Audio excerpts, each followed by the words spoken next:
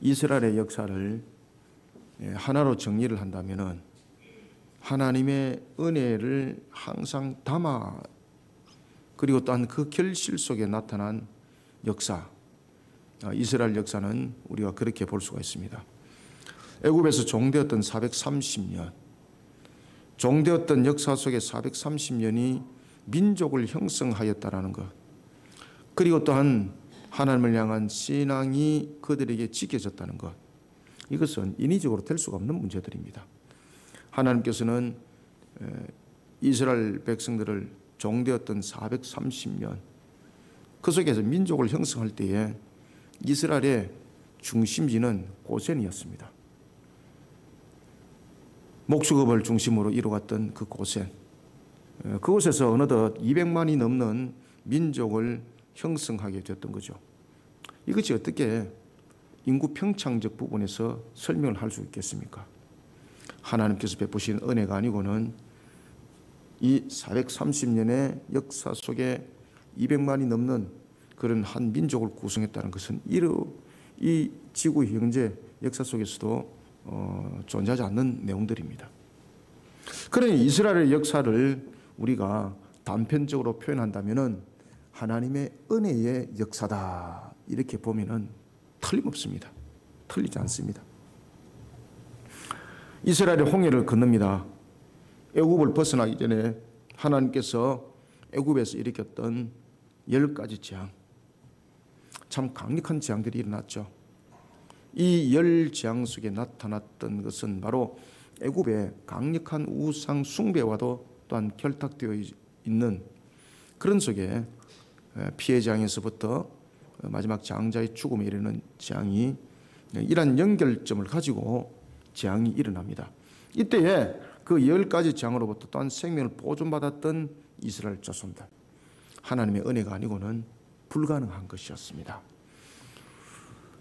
이스라엘 자손들이 애굽을 벗어납니다. 그리고 또한 애굽을 벗어날 때 출애굽기는 그들의 모습이 마치 애굽의 군대가 성리를 부르면서 행진했던 그 모습과 같았다라고 성경은 출애굽을 그렇게 조명하고 있습니다. 그런데 이런 기쁨도 잠시입니다. 애굽, 그러면은 당시에 세계 최강의 군대죠. 최강의 전력을 가지고 있는 애굽의 군사. 이 애굽의 군사가 자신들의 뒤를 쫓아오는 겁니다. 얼마나 여러분들 급박하겠습니까? 두려움이 사로잡히기 시작합니다. 그런데 더 큰 문제가 앞과 좌우를 돌아보니까 피할 길이 없는 겁니다. 이미 뒤쪽에서 추격해오던 애굽의 군사들은 이 이스라엘 자손들을 사로잡아서 다시 이들을 노예로 사용하겠다라는 그런 속에 이미 포위된 상태로 후방에서 덮치고 있는데 전방에는 홍해가 놓여져 있었습니다. 참 적막강산이었습니다. 뒤쪽은 세계 최강의 애굽의 군대가 마병을 일으켜서 쫓아오고, 그런가 하면 또한 앞쪽에는 홍해가 거친 파도를 치면서 자신들의 앞을 가로막고 있습니다. 적막강산입니다. 우리는 이런 상태를 가지고 뭐라고 말하는가 하면은 끝났다고 말을 하는 겁니다. 우리는 이런 상태가 되면은 소망과 희망을 잃어버렸다고 말하고 있습니다. 그런데 우리가 이스라엘 역사를 한 줄로 표현한다면은 무엇이라고 말할 수 있다 그랬죠? 하나님의 은혜의 역사다. 하나님의 또 다른 은혜가 이 과정을 통해서 펼쳐져 나가는 겁니다. 하나님께서는 이스라엘 향해서 말씀을 줍니다. 바다 가운데 마른 땅과 같이 자신이 길을 낼 것과, 그리고 또한 이스라엘은 그 바다를 마른 땅과 같이 건널 것을 말씀합니다. 그리고 또한 자신들의 뒤를 추격해 오는 애굽의 마병은 그 홍해 안에 하나님께서 수장을 시켜버릴 것을 말씀합니다. 그리하여서 애굽 사람으로 하여금 여호와 하나님이 어떤 분인가를 알게 하겠다는 거죠. 이 말씀대로 이스라엘은 마른 땅처럼 홍해 바다를 건넜고 홍해가 애굽의 군사들에게는 무덤이 되는 겁니다. 그들이 홍해 바다를 들어서는 순간 마른 땅과 같았던 바람도 한 점 없었던 그곳에 갑자기 바람이 휘몰아치기 시작합니다. 그리고 또한 장벽을 이루고 있던 그 파도가 무너진 나무같이 순식간에 그냥 아차할 시간도 없이 순식간에 애굽의 군사들이 있는 곳을 덮쳐버립니다. 아무도 살아남지 못합니다. 이 사실을 모세뿐만 아니라 그 홍해를 건넜던 이스라엘 자손들이 목격을 하는 겁니다. 얼마나 놀랍는지. 모세는 이 사실을 목격하면서 그의 입술을 엽니다. 한편에서는 감격이고 한편에서는 감사인데 한편에서는 너무나도 놀라운 겁니다. 이런 부분이 오늘 출애굽기 15장에 마치 모세의 시편의 고백처럼 우리에게 이 내용들을 들려주고 있습니다. 사랑하는 성도 여러분, 세상의 대적들이 애굽의 강력한 모습을 취하면서 우리의 환경과 우리의 신앙을 전후좌우로 위협을 하고 있습니다. 지금 우리가 그런 시대를 살아가고 있습니다. 앞은 가로막힌 홍해와 같은 바다가 놓여져 있습니다. 그런데 문제는 이런 순간도 하나님이 우리를 그곳으로 이끌었다면 그곳에는 답이 반드시 있습니다. 그래서 저와 여러분들이 달려가고 우리의 삶의 여정, 하나님의 섭리 가운데 우리가 가지 않습니까? 하나님께서 우리를 신앙으로 이끌어가는 속에 우리가 세워졌습니다. 그런데 와보니까 앞이 홍해입니다. 뒤는 애굽에서 군사들이 마병을 일으켜서 덮치고 있습니다. 끝난 거잖아요. 그런데 홍해를 간 것은 이스라엘의 선택이 아니었습니다. 하나님의 인도였습니다. 여기서 우리는 답을 찾으셔야 됩니다. 가로막힌 홍해, 그리고 뒤에서 몰아닥치는 애굽의 군대와 같은 그런 환경들. 그런데 이런 순간도 하나님은 이 환경을 통해서 승리를 이미 준비하고 계셨다는 것을 우리는 오늘 모세의 찬가를 통해서 잊지 마셔야 됩니다. 모세처럼 승리의 벅찬 감동을 노래하는 그런 입술이 신앙 속의 고백이 되길 바랍니다. 오늘의 승리를 기쁨으로 노래하는 찬미의 입술이 되어야 합니다. 우리는 어떤 승리의 찬가로 오늘도 소망의 나래를 펼치면서 달려가 될까요? 우리가 먼저 1절을 한번 읽읍시다. 시작. 이때에 모세와 이스라엘 자손이 이 노래로 여호와께 노래하니 일렀으되 아멘. 지금 이때라는 것은 이스라엘 자손들은 홍해 바다를 건넜고 그리고 애굽의 군사들은 홍해 바다에 수장이 되어버린 그때입니다. 그러니까 얼마나 놀라운지 모릅니다. 감사와 기쁨은 그 애굽의 군사들이 수장되는 것을 보고 놀라움으로 변화되기 시작합니다. 우리가 너무 놀라면은 말문이 막힌다 그러잖아요. 지금 애굽의 군사들이 수장돼 버리는 이 장면들을 바라보면서 말문이 막히는 겁니다. 그때 하나님께서 모세의 입술을 열게 만들어요. 그때에 모세의 입술을 열 때에 이렇게 말해요. 이 노래로 여호와께 노래하니. 자, 여기에서 이제 계속해서 15장에서 계속해서 여러분이 반복적으로 나타나는 하나님에 관한 부분들을 계속해서 반복적으로 뭐 14장에도 마찬가지입니다만은 특히 15장에서 강조하고 있는 것이 뭔가 여호와입니다. 여호와. 계속해서 여호와를 강조합니다. 여호와를.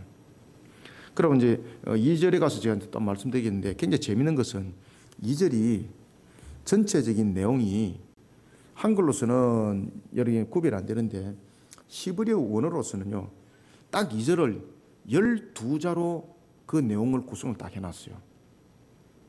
11자도 아니고 13자도 아니고 딱 12자예요. 12자. 이 12은 언약에 있어서 모든 부분에 대해서 완성을 이야기를 하는 거예요. 그러니까 이런 부분들이 모세의 노래를 통해서 아주 조직적으로, 아주 계획적으로 그 단어들이 전부 다 나열이 됩니다. 전부 다. 그때 제일 먼저 이렇게 말합니다. 이 노래로. 말문이 막힌데 무슨 노래가 나와요, 여러분들요? 이스라엘 백성들은, 이스라엘 자손들은 건넜지만은 애굽의 군사들은 전부 다 수장되고 있거든요. 이게 그냥 단순한 수장이 아닙니다. 상상을 초월한 일들이 그 속에서 일어났던 거죠. 그러니까 그 충격이 대단했던 겁니다. 그 말문이 막히는 겁니다. 그런데 그것을 노래를 합니다. 하나님께서 모세에게 입을 열어서 노래를 하는 것은 이걸 절대 잊지 말라는 겁니다. 대체로 우리가 보면은 왜 운율을 가지고 시를 읊을 때 대체로 이런 부분들은 계속해서 후손들에게 전달하고자 하는 목적을 가지고 시에다가 운율을 올려놓습니다. 우리가 이제 우리 역사에서도 보면은 왜 바보 온달과 평강공주에 관한 부분들 뭐 이런 내용들 있지 않습니까? 그 다음에 이제 우리가 이제 사무엘서도 이제 보시면은 다윗은 천천히요, 사울은 천천히요, 다윗은 만만이라. 그 전부 다 운율을 거기다 곡을 붙여서 하나의 동료가 되게 한 것이거든요. 오늘 여기도 마찬가지예요. 이 노래로라는 것이요. 그러면은 이것을 이 하나의 어떤 여러 가지 상황들을 그저 전하는 것으로만 끝나는 것이 아니라 이것이 그 후손들에게 입으로 전달되어져서 이것이 시편으로 찬양으로 이것이 나타나도록 이 노래로라는 것이 지금 표현되고 있는 겁니다. 그럼 무슨 노래를 하라 그랬을까 여러분들요? 제일 먼저 이 노래를 여호와께 노래하니. 왜 여호와께 노래할까 여러분들요? 이게 무슨 뜻입니까? 감사와 영광을 먼저 올려드리는 겁니다. 말문은 막히는데 지금 그 입이 열립니다. 이 사건을 통해서 제일 먼저 해야 될 것은 바로 뭔가 하면은 하나님께 영광을 올려드리는 겁니다. 우리는 1절을 통해서 먼저 우리가 어떤 우리는 승리의 찬가를 불러야 되는가. 먼저 첫 번째는요, 매 순간 찾아오는 위기입니다. 우리가 살아가면서 늘 위기가 오잖아요. 매 순간 찾아오는 위기 순간에도 나를 성리의 증거물로 삼으실 하나님을 믿음으로 바라보시길 바랍니다. 그래서 홍해로 만약에 하나님께서 인도했다면 정말 강산이지 않습니까? 그런데 그 순간은 위기가 될지 모르지만은 그 순간이 오히려 미래의 텃밭이 되는 겁니다. 그래서 매 순간 찾아오는 위기 순간에도 나를 승리의 증거물로 삼으실 하나님을 믿음으로 바라보며 자신의 삶을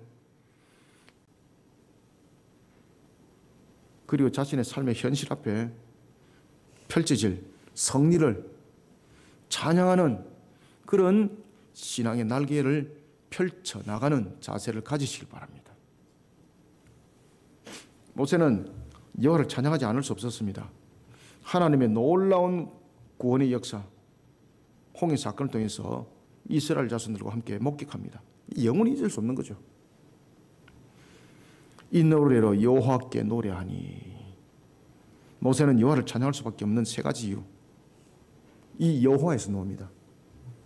그러면은 왜 그가 이 노래로 여호와께 노래하니라고 말하고 있을까요? 그럼 여호와는 누군가라는 것입니까? 지금 여호와가 누군가를 알아라는 거예요. 이스라엘 백성들이, 이스라엘 자손들이 애굽을 벗어날 때도 하나님께서 일으켰던 열장, 하나님이 어떤 분인가를 아뢰킴이었거든요.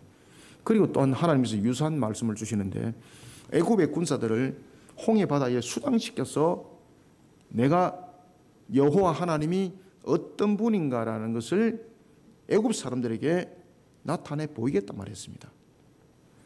모세는 그런 여호와께 노래하니라고 말합니다. 그러면은 이 모세가 여호와를 노래하는, 그리고 또한 모세가 이 모든 것에 대해서 여호와께 영광을 올려드릴 수밖에 없는 이유는 어디 있는가? 세 가지 이유가 있다는 겁니다. 여호와라는 이름 안에 있습니다. 그래서 이 노래로 여호와께 노래하니라는 겁니다. 이 속에는 하나님에 대한 세 가지 고백이 딱 있습니다. 우리가 십계명을 우리가 공부를 했습니다만은 십계명 속에 보면은 서론 있죠, 서론. 나 여호와는, 그죠?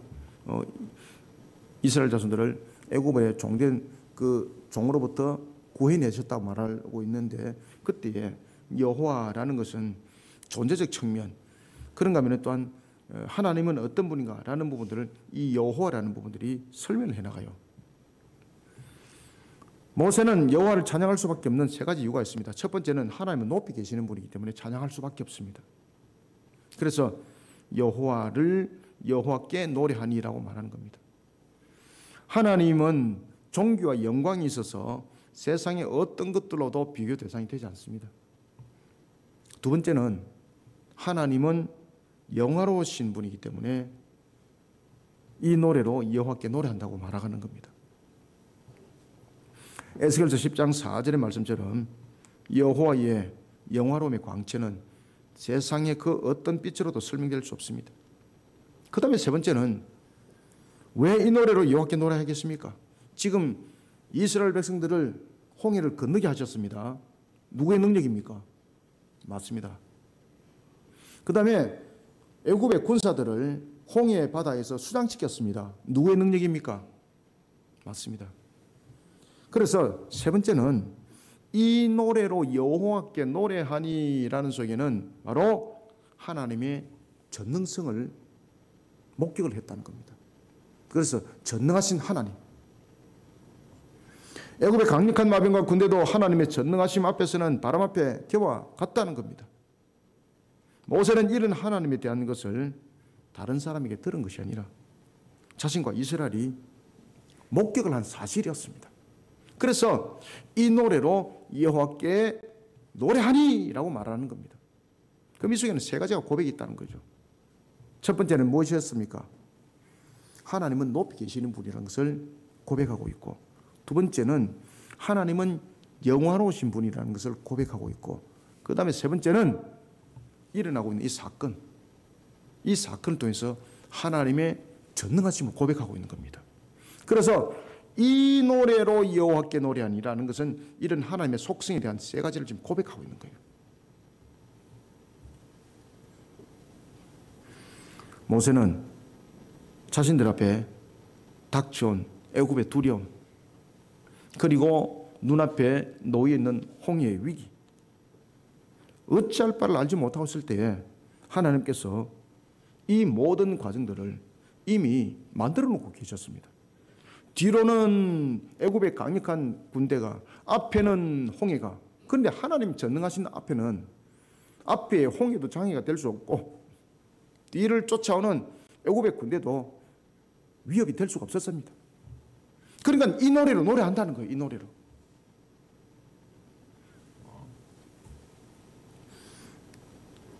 하나님께서는 위기의 그 순간 우리가 눈으로 보고 판단하고 우리가 느꼈던 그 모든 분위기도 하나님은 이미 그 속에 일을 하고 계셨습니다. 그래서 하나님이 인도하여서 왔는데 홍해입니다. 와, 이거 정말 강산이잖아, 그죠? 푸른 숲이 있고 막 이래야 되는데 그냥 바다입니다. 그냥 끝나는 거잖아요. 뒤에는 애굽의 군사들이 쳐들어옵니다. 그런 환경들이 조성되어져 있을지라도 하나님은요, 우리를 그렇게 인도했다면 그 속에는 이미 승리가 있습니다. 그래서 당하는 위기, 상황, 여기 대해서 절대 여러분들 포기하거나 지치거나 함몰당하지 마시길 바랍니다. 거기 그냥 서 있으면 됩니다. 그냥 서 있으면 됩니다. 그래서 이 노래로 여호와께 노래하니, 이 고백이 저와 여러분들의 고백이 됩니다. 오늘도 우리는 이러한 정인의 모습 속에 우리를 세워놓는 그런 신앙의 훈련을 우리는 가져야 되는 것입니다. 이런 의미에서 우리가 1절을 다시 한번 읽어봅시다. 시작. 이때에 모세와 이스라엘 자손이 이 노래로 여호와께 노래하니 일렀으되. 아멘. 하나님이 이끄심이 홍해 바다 앞이라도, 그리고 애굽의 군사와 같은 강력한 그 환경들이 우리를 쳐들어올지라도 그곳에는 이미 승리가 우리에게 보장되어 있다는 사실. 그래서 우리는 이런 신앙의 훈련들을 잘 갖고 가야 됩니다. 홍해의 높은 파도가 눈앞에 있고 애굽의 강력한 두려움이 뒤에서 압박을 해옵니다. 자신에게 닥친 오늘의 위기가 이렇습니다. 무너지는 거죠. 그런데 오늘의 위기가 자신을 무너뜨리는 장애물이 되기도 하지만은 오늘의 위기가 오히려 내일의 문을 여는 것이 되기도 합니다. 오늘의 위기가 나를 무너뜨리는 장애가 되는 것은 내 수단과 방법 속에 갔기 때문에 나를 무너뜨리는 장애가 되는 겁니다. 그런데 오늘의 그 위기가 오히려 내일을 여는 문이 되는 것은 하나님의 신앙 가운데 내가 서 있기 때문입니다. 그리고 하나님께서 그 자리를 이끌어 인도했기 때문입니다. 우리가 여러분 보시면 다니엘서 보면은 두 사건이 있습니다. 먼저 우리가 다니엘서 3장과 6장에 여러분 보시면은 다니엘서 먼저 6장 10절 이하에 보면은 다리오 왕이 검령을 내리지 않습니까? 검령을 내려서 30일 동안 왕 외에는 어떤 신도 섬기지 못하도록 했습니다. 그런데 다니엘은 그 검령을 거부합니다. 하나님을 향한 신앙으로 딱 섭니다. 마치 홍해 바다 앞에 서 있는 모습과 같았고, 그리고 뒤에는 마병을 일으켜서 자신을 쳐들어왔던 애굽의 군사와 같은 그런 모습의 여러 가지 조직들이 다니엘을 감싸고 있었습니다. 아니나 다를까, 다니엘을 시기했던 자들이 왕에게 다니엘이 여전히 자신의 여호와를 예배하고 있다라는 이야기를 왕에게 전합니다. 왕이 대노를 합니다. 그리고 또한 그 검령에 따라서 다니엘을 사자굴에 던지도록 합니다. 끝장난 거지 않습니까? 속된 말로 말하면은 신앙의 절개를 지키는 부분에서 하나님께서 이끄시고 인도하여서 지금 홍해 앞에 놓이는 그 모습이었습니다. 그런데 이 홍해 앞에서 마병들이라는 다윗에 대적하였던 그들이 사자굴에 던지는 것이 아니라 다윗이 던져져 버렸습니다. 그런데 제가 앞에도 말씀드렸던 것처럼 하나님께서 신앙 가운데에 우리를 이끌었다면 앞에 놓이는 홍해, 뒤에 쳐들어오는 마병들, 이것은 절대 우리를 못 이깁니다. 만약에 그것을 이겼다면 하나님이 지는 겁니다. 다니엘, 홍해와 같은 앞에 섰습니다. 대적들이 애굽의 마병과 같이 자신을 애워쌌습니다. 그리고 사자굴에 던져버렸습니다. 그런데 다니엘서 6장 10절 이하에 보면 어떤 일이 일어납니까?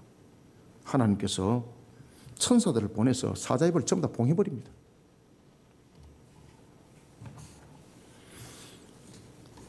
다니엘은 이 사건을 통해서 다리오 왕으로 하여금 그가 어떤 사람인지, 하나님이 다니엘을 어떻게 지키고 보호하시는지 다리오 왕은 보게 되는 겁니다. 홍해 바다 같은 곳에 다윗이 던져졌지만은 오히려 그곳이 다니엘의 미래를 여는 문이었습니다. 홍해와 같은 곳, 사자굴이 그에게는 절망이었고 던져지는 순간 끝장이었습니다. 그런데 하나님께서는 사자 입을 봉해버립니다. 그리고 또한 다리오로 하여금 다니엘이 어떤 존재인지, 하나님이 그를 어떻게 지켜보았는지를 보게 하는 겁니다. 그러니 아무도 다니엘에게 손대지 못하는 겁니다. 그런가 하면 우리가 너무나도 잘 알고 있는 다니엘서 3장에 보면 사드락과 메삭과 아벳느고 하나님을 향한 신앙의 절개를 지키다가 풀무불 앞에 섰습니다. 홍해와 같은 풀무불 앞에 섰습니다. 참 정말 강산이잖아요. 그리고 던짐을 당했습니다. 불 안에.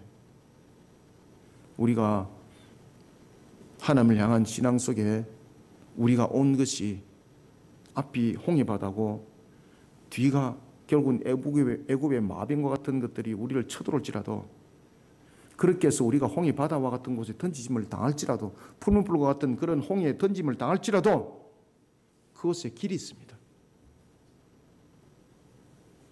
절체절명의 위기, 풀무불에 던짐을 당했습니다. 그러나 하나님께서는 이들의 머리털 하나도 상하지 않도록 풀무불 속에서 그들을 지키셨습니다. 왕이 봅니다.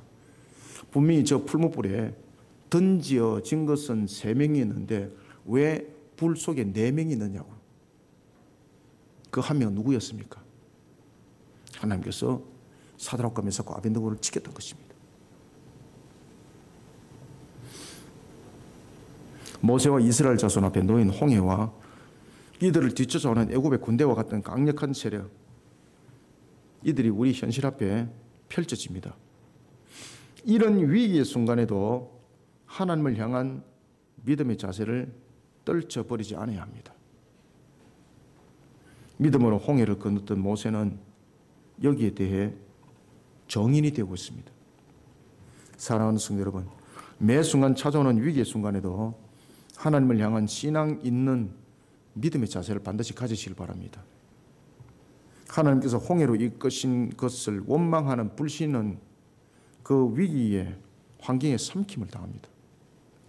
위기의 순간도 하나님께서 나를 홍해로 이끄셨다면 그것에 답이 있습니다. 하나님이 만약에 우리와 같은 능력이라면 답은 없습니다.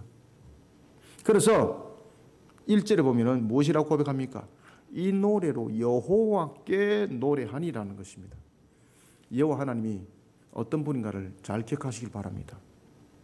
하나님은 높고 높이 계시는 분이고 영화로우신 분입니다. 세상의 그 어떤 빛으로도 비교할 수 없는 영화로움입니다. 그 하나님은 전능하십니다. 이 신앙으로 노래하시길 바랍니다. 이 신앙으로 홍해 앞에 서시길 바랍니다. 오늘도 이 신앙 속에 하나님을 바라보면서 하나님께서는 이미 이 과정을 통해 성리의 찬가를 준비하고 계신다는 사실을 우리는 잊지 않아야 합니다. 위기의 그 현장에서 나를 성리의 정금으로 삼으실라, 하나님을 믿음으로 바라보면서 자신의 삶의 현실 앞에 펼쳐질 성리를 찬양하는 신앙의 날개를 펼쳐가는 우리 모든 성도들이 다 되시길 소원합니다. 두 번째는 2절입니다. 함께 읽습니다. 시작.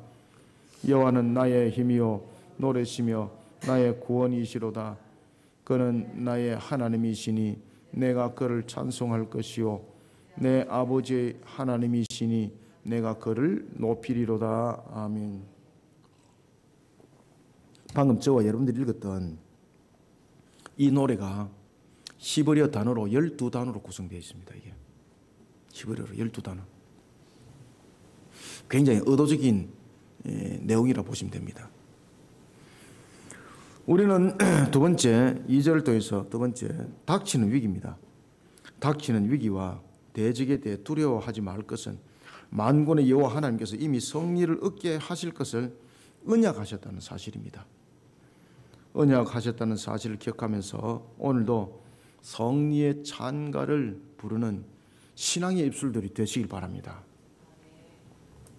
그래서 우리가 어떤 일들을 헤쳐나갈 때, 앞에도 제가 이제 회의를 할 때 말씀드렸습니다만, 어떤 일들을 헤쳐나갈 때, 어떤 계획성이 있을 때에 먼저 영적 전투 속에 나를 영적 무장시키셔야 됩니다.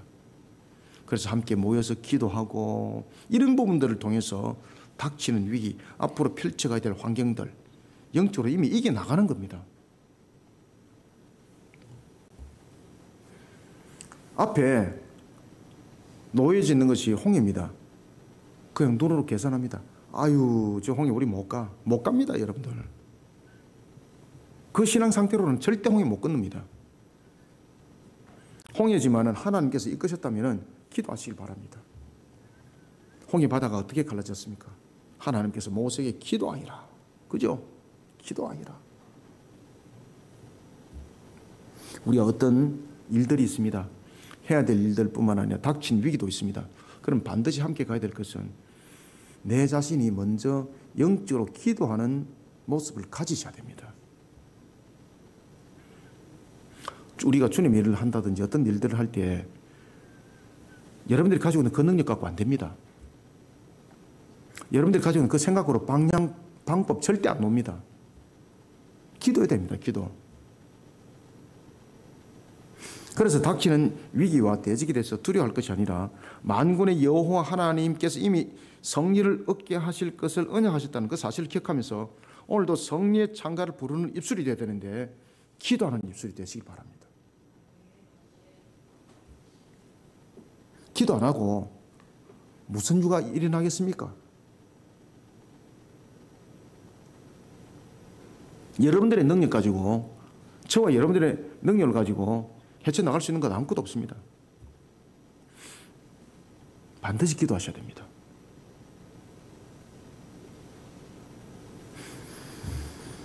모세는 여호와 하나님이 어떤 분이신지 찬양합니다. 재미있는 것은 성경의 원문에 보면은 2절에 대한 모세의 노래를 12단어를 조합하여 표현해내고 있다는 사실입니다. 모세는 여호와를 찬양하면서 이렇게 말합니다. 여호와는 무엇이라고 고백합니까? 그렇죠. 나의 힘. 이 시편에도 나오잖아. 그죠?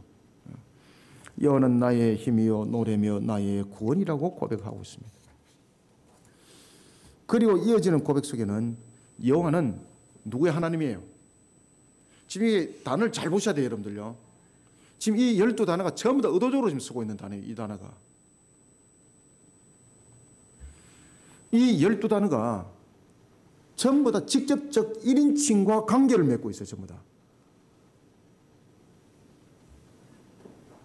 고백 속에 여호와는 누구의 하나님이에요? 나의 하나님이에요, 나의 하나님. 오늘도 나의 하나님을 바라보며 기도하시길 바랍니다. 그리고 내 아버지의 하나님이에요. 이게 무엇입니까? 언약이 신실하신 하나님을 고백하는 거예요, 이게.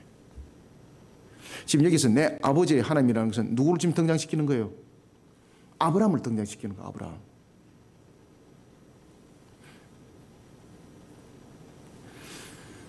첫 번째 고백이 하나님의 은혜에 대한 신앙의 고백을 담고 있다면, 두 번째 고백은 언약에 신실하신 하나님에 대한 신앙의 고백을 지금 담고 있습니다. 12절이. 그래서 12절은 두 가지의 신앙의 고백을 하고 있는데, 하나는 하나님의 은혜에 대한 신앙의 고백을 담고 있어요. 나의 힘이잖아요. 그렇죠? 나의 힘이요 나의 구원이시요. 그 다음에 두 번째는 전부 다 1인칭을 통해서 또한 나라는 것과 나의 아버지라는 것을 통해서 무엇을 강조하고 있는가 하면 하나님은 언약에 신실하신 분이라는 것을 고백하고 있습니다.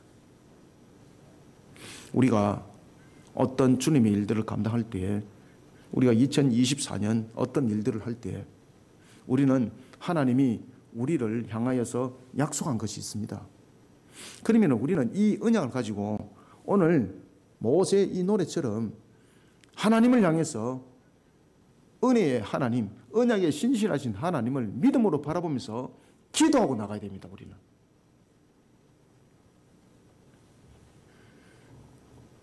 이스라엘 백성들은 430년 동안 애굽에서 종살이를 해왔습니다. 참 역경의 세월 아닙니까? 430년 동안 여러분들 타민족에게 지배를 당했습니다. 그러면은 그 민족에 대한 부분들이 정통성이 살아날까요? 없어질까요? 없어집니다.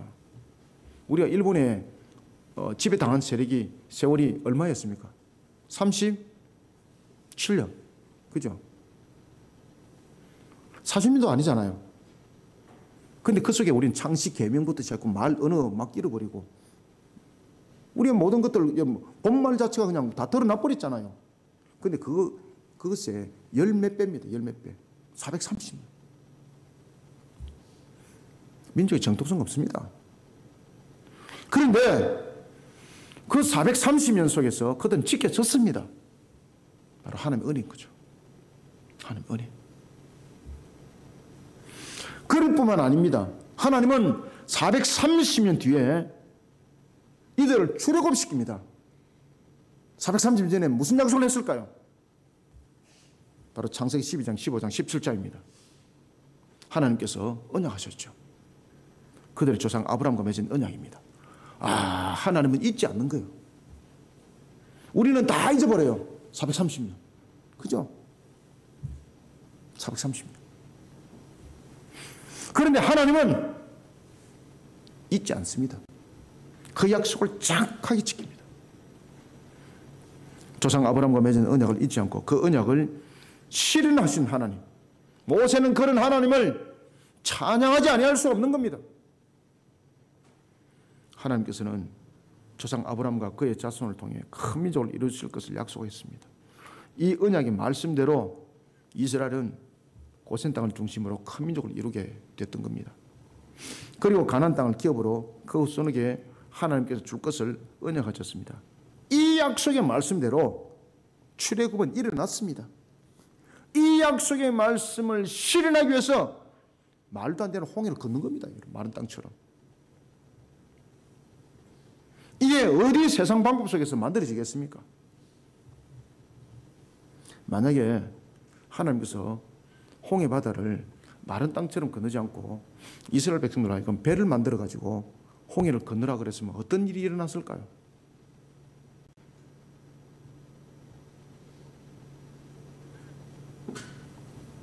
많은 사람들이 죽었을 겁니다. 그죠?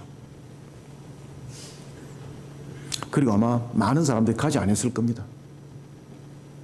이거 뭐 하려고 그런 고생을 했을까?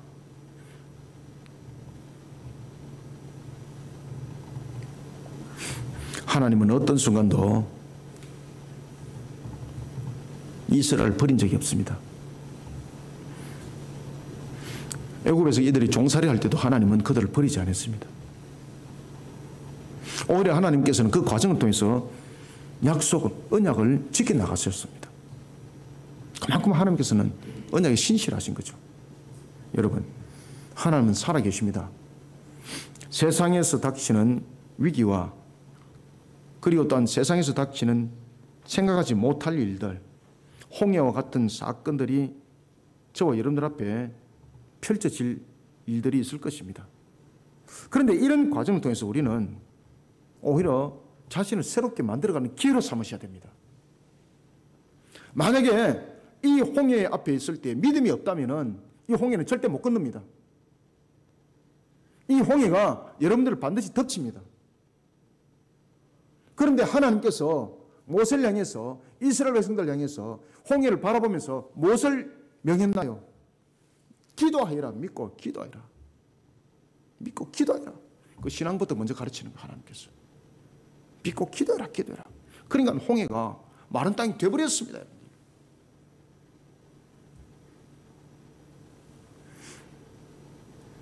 홍해와 같은 사건 자신 앞에 펼쳐질지라도 하나님은 이 과정을 통해 우리를 새롭게 만들어가고 있다는 사실을 반드시 기억하시기 바랍니다. 하나님 앞에 불가능은 있다 없다? 없습니다. 우리를 구원의 길로 인도하신 하나님께서 우리를 복된 길로 인도하실 것을 언약하셨습니다. 이건 믿으셔야 됩니다. 의심치 마시기 바랍니다. 나의 하나님이십니다. 내 아버지의 하나님이십니다. 그 하나님께서 이미 그 환경을 이기게 하셨습니다. 그래서 2절이 이것을 12단어로 딱 구성을 한 거예요. 의도적으로. 언약에 신실하다는 거죠. 반드시 믿으라는 겁니다. 이 믿음과 이 신앙 속에 너희들 반드시 세워져라는 겁니다. 그래서 단어가 12개로 딱 의도적으로 지금 구성하고 있는 겁니다. 자, 2절 다시 한번 읽읍시다. 시작. 여호와는 나의 힘이요 노래시며 나의 구원이시로다. 그는 나의 하나님이시니 내가 그를 찬송할 것이요 내 아버지의 하나님이시니 내가 그를 높이리로다. 아멘. 우리는 하나님의 어떠하심에 대해 망각하고 지내는 경우가 종종 있습니다. 이거 정말로 위험한 겁니다. 하나님은 우리의 모든 것에 대해 근거가 됩니다. 모세가 고백하고 있는 것처럼 나라는 존재가 언약의 신실하신 여호와 하나님과 연결되어 있지 않다면 홍해는 여전히 나를 가로막고 있는 장애로 남아 있습니다. 뒤에서 쫓아오는 애굽의 군대와 같은 대적들, 나를 무너뜨리는 두림의 존재로 그대로 남아 있습니다. 이거 안 사라집니다. 나라는 존재가 여호와 하나님께로 연결되어야 됩니다. 여호와 하나님께로 연결되어 있다는 것은 얼마나 큰 복인지 모릅니다. 왜? 하나님께서 이것을 전부 다 물리쳐 주실 것이기 때문입니다. 나의 하나님, 내 아버지의 하나님이 나와 직접적 관계가 있습니다. 하나님은 저와 여러분들을 떠나지 않습니다. 그런데 우리의 신앙들이 변해버립니다. 어떻게? 그들의 하나님으로 변해버립니다.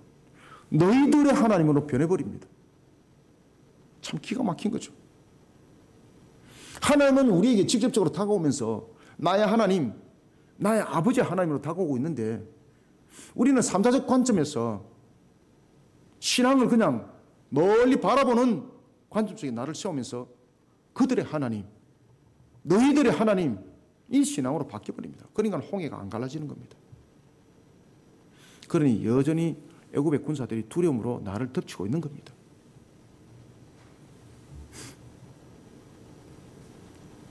나를 향해 역사하시는 하나님이 아니라 다른 사람을 통해서 역사하시는 하나님을 바라볼 뿐입니다. 참 안타까운 일이죠.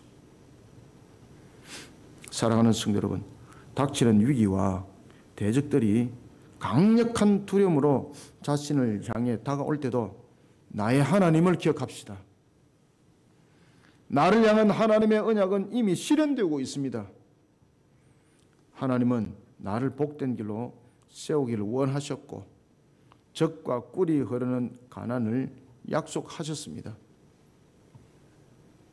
닥쳐오는 위기 앞에 절망하지 맙시다. 언약에 신실하신 하나님께서 이 위기와 이 환난 이미 이기게 하셨습니다. 우리는 기도하면 됩니다. 믿음으로 기도하며 달려갑시다. 하나님께서는 나를 위해 결실 맺는 과수원을 이미 만들어가고 계십니다. 이것을 믿음의 눈으로 우리는 바라볼 수 있어야 합니다. 이런 나의 하나님을 기억하면서 오늘도 입술에서 흘러나올 것은 한숨과 탄식의 곡소리가 아니라 오늘도 승리를 얻게 하실 하나님의 은혜 감사하는 찬송의 입술이요 성리의 찬가를 부르는 정인의 입술들이 다 되시기를 소원합니다. 마지막으로는 세 번째 3절입니다. 함께 읽습니다. 시작. 여호와는 용사시니 여호와는 그의 이름이시로다. 아멘.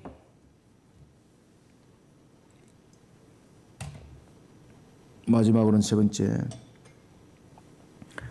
하나님께서 성리하게 하신 성리를 우리는 세상 가운데 밝혀 전가하는 성리의 찬가를 부르는 입술들이 되시길 바랍니다.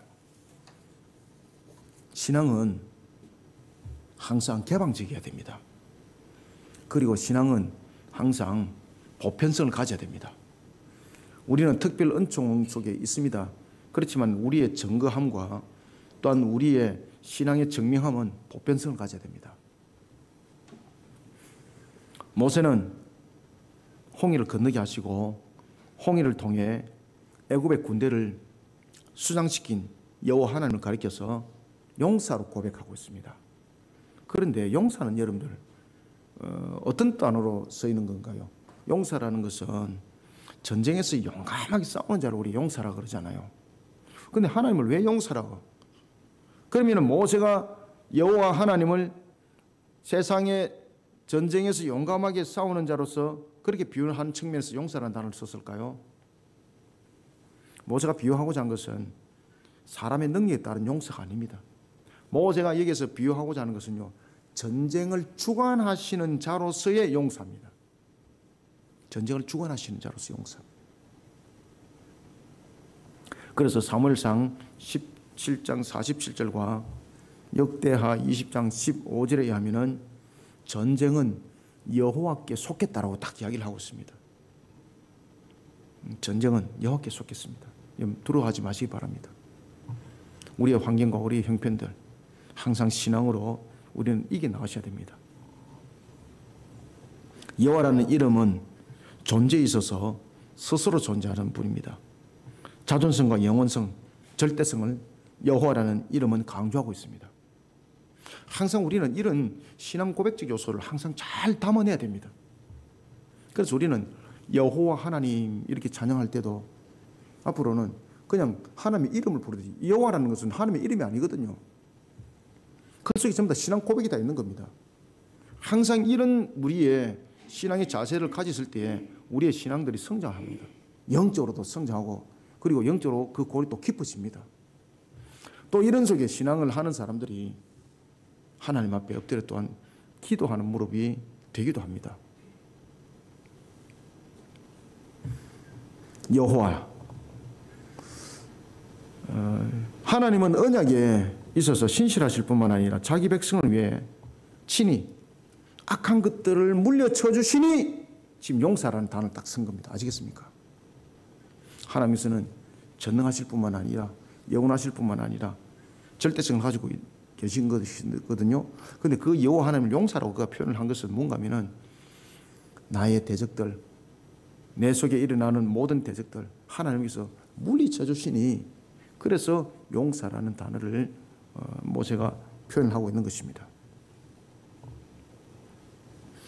하나님의 이름이 여호와로 불리는 것은 너무나도 합당합니다. 홍해를 건너게 하신 하나님께서 애굽의 군대를 물리쳐 주신 것은 이것이 하나님 나라의 백성으로 세워진 자의 성리라는 것을 알게 합니다. 3절을 다시 한번 읽읍시다. 시작. 여호와는 용사시니 여호와는 그의 이름이시로다. 아멘. 그래서 항상 우리의 신앙들은 그저 읽어가는 신앙이 아니고 외우는 신앙이 아니고 고백적 신앙이 되어야 됩니다. 이 고백적 신앙이 되어야만이 신앙에 대한 이 증거함에 대해서 보편성이 나타납니다. 이런 부분에서 고백적이지 못하기 때문에 다른 사람에게 여호와에 대해서 보편적으로 설명을 하지 못하는 겁니다.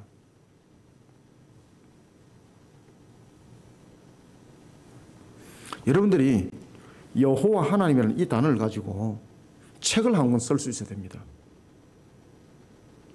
왜냐하면 여호와 하나님이라는 이 단어 속에 나를 향하신 하나님의 은혜, 그리고 하나님의 속성 속에서 나타나는 것들을 통해서 우리가 신앙 속에 살아왔던 것을 한번 비춰보십시오.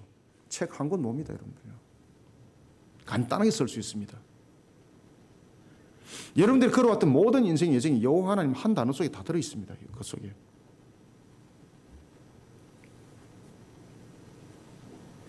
하나님께서 우리에게 은혜를 베푸셔서 용사로서 우리의 환경을 이기게 나가지 못했다면 우리 지금 여기 없습니다. 우리가 예배자로서 세워진 이 자리에 있지 못합니다. 이미 영적 전투 속에서 무너짐을 당해가지고 그냥 흑암 속에 세상의 팔랑개비가 되어서 그냥 날아가 있는 겁니다. 지금 여러분들이 여기에 있는 이 자체가 용사 되신 하나님께서 영적으로 이기게 하셔서 지금 여러분들을 이곳에 둔 것이에요. 이게 하나님께서 성리를 거두게 하셔서 여러분들을 지금 이곳에 두게 하신 것입니다. 그래서 항상 신앙은 오늘도 나를 이기게 하신 하나님, 오늘도 나를 세상 가운데 넘어지지 아니하고 하나님을 경배하는 신앙 가운데 세워서 이 자리에 있게 하신 하나님, 결국은 용사 되신 하나님이 영적으로 이기셔서 내가 지금 이 자리에 온 것이거든요. 얼마나 감사해요, 여러분들요. 이렇게 감사신앙을 자꾸 키워나가시길 바랍니다. 그러다 보면은 제가 앞에도 이제 말씀드렸던 것처럼, 회의할 때도 말씀드렸던 것처럼 매주마다 당번이 돼가지고 빗자루를 들면은 얼마나 감사한지 몰라요. 내가 그것을 쓸잖아요. 주님이 함께 쓸어줘요. 이거 단순하게 그냥 쓰레기 쓰는 것도 아닙니다. 신앙입니다, 신앙. 항상 신앙을 고백 속에 담겨 놓으시기 바랍니다. 그러면요, 모든 것이 은혜가 돼요. 모든 것이. 모든 것이 은혜가 돼요. 모든 것이 은혜가 돼요. 그래도 감사한 것은 요즘에 요 안에 들어와서 똥을 안 싸니까 감사해요. 그전에는 그건 누가 치우겠습니까? 새벽기도 마치고 나면 제가 이제 치우거든요. 요새는 더 감사한 것은 제가 또 냄새를 좀 잘 못 맡아요. 제가 코로나 이후에. 그전에는 완전 다 올립니다. 제가. 근데 요새는 제가 냄새를 못 맡아가지고 감사한 것은 냄새가 안 나요. 냄새가. 얼마나 감사한지 몰라요. 얼마나 감사한지. 한 2주 전에도 또 한 무디 또 사놔가지고. 뭐든지 우리가 이런 감사한 신앙을 가지고 항상 우리가 일을 하자고요. 그 속에 하나님께서 우리를 또 다르게 승리를 하게 하시는 길들이 또 있어요. 그래서 우리는 날마다 신앙으로 승리하게 하신 하나님, 용서 되신 하나님, 우리와 늘 함께하고 있다는 것을 감사로 여기고, 우리는 그 감사 신앙 속에 우리의 신앙이 함께 고백적으로 나가야 돼요. 그래서 신앙은 좀 활동하는 부분들이 좀 보편성을 가져야 돼요, 여러분들요. 내 혼자 내 속에 닫혀 있고 갇혀 있는 이런 신앙이 되면 안 됩니다, 여러분들. 신앙은 내 자신이 가지고 있는 이 신앙은 보편성 있게 흘러보내야 되는 거예요, 여러분. 그때 항상 더 감사가 있고 그 환경을 이해하시는 용서되시는 하나님, 그 하나님께서 또 다른 하나의 승리를 거두게 할 줄 믿으시길 바랍니다. 하나님께서 거두게 하신 승리는요, 한 번의 승리, 그 무용담으로 끝내지 않습니다. 그래서 용서되시는 하나님이라고 말하는 거예요. 하나님께서 거두게 하신 승리는 한 번의 승리가 아닙니다. 옛날에 승리하게 하신 하나님을 무용담으로 삼는 그건 신앙이 아닙니다. 그건 죽은 겁니다. 그건 신앙이라는 것은 살아서 움직이게 되는 겁니다. 신앙이 보편성이 되기 위해서는 신앙이 살아서 움직이게 되는 겁니다. 용서되시는 하나님께서 날마다 매 순간 이게 하실 것입니다. 이렇게 승리하실 것이라고 하나님께서 약속의 말씀으로 오늘 모세를 통해서 우리에게 준 겁니다. 모세가 계속해서 고백하면서 강조하는 것은 하나님은 여호와라는 사실입니다.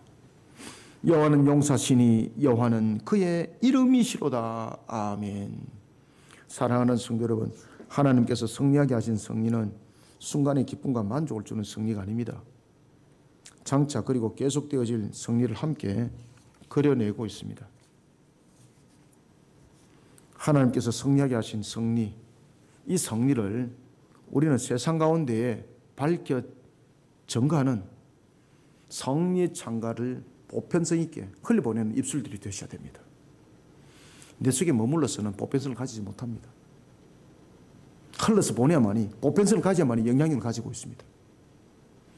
이런 속에 저와 여러분들이 입술이 다 되시기를 소원합니다. 말씀을 맺습니다. 하나님은 누군가가 대적할 대상이 아닙니다. 그리고 대적할 수 있는 대상이 아닙니다. 하나님은 어떤 표현으로도 그 존재와 능력에 대해 다 표현할 수 없습니다. 완전하신 하나님은 전능하시고 언약이 신실하십니다. 자신에게 찾아오는 위기와 순간 하나님의 인도하심을 만약에 받고 있다면 그 위기 순간조차 두려워하지 마시기 바랍니다. 그 위기가 새로운 장막을 여는 문입니다. 홍해입니다. 아시겠습니까? 나를 향한 하나님의 승리가 어떤 것인지 알려주는 점검물에 불과합니다. 두려워하지 마시기 바랍니다. 닥치는 위기와 대적에 대해 두려움이 아니라 만군의 여호와께서 이미 승리를 얻게 하신 언약이 대적의 과정을 통해 실현될 것을 신앙의 눈으로 바라보시기 바랍니다.